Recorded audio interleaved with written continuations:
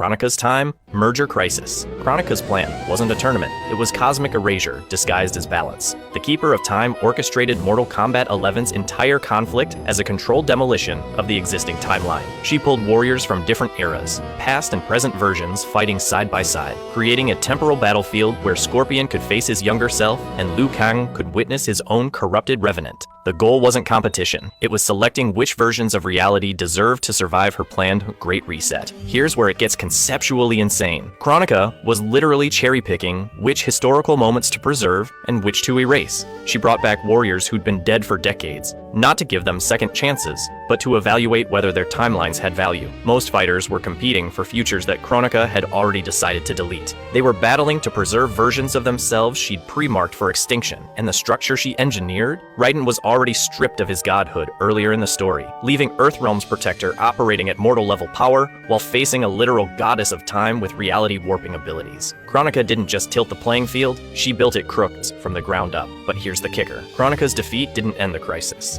It triggered Liu Kang's ascension to Fire God status when he absorbed her power and claimed the Hourglass. A mortal becoming Timekeeper, wielding control over all timelines, operating entirely outside the traditional Elder God hierarchy. Kronika lost, but her plan accomplished exactly what it was designed to do: collapse the old cosmic order. The fan debate around her justification remains the franchise's most philosophically charged controversy. Righteous revolutionary challenging unjust cosmic rule, or tyrant who murdered billions across timelines for personal vendetta? Both readings are supported by the in-game evidence. She erased entire histories, but the system she opposed had been enforcing arbitrary cosmic rules for eons. There's no clean answer. What makes this crisis retroactively terrifying is realizing that every prior tournament in this video existed within a timeline Kronika could rewrite. The Great Kung Lao's victory, Shang Tsung's cheating, Liu Kang's original death and resurrection, all of it was subject to revision by someone who controlled history itself. The entire franchise's narrative was operating inside her experimental framework. But if you think erasing timelines to enforce cosmic control is dark, wait until you see what Fire God Liu Kang chooses to do with absolute temporal power.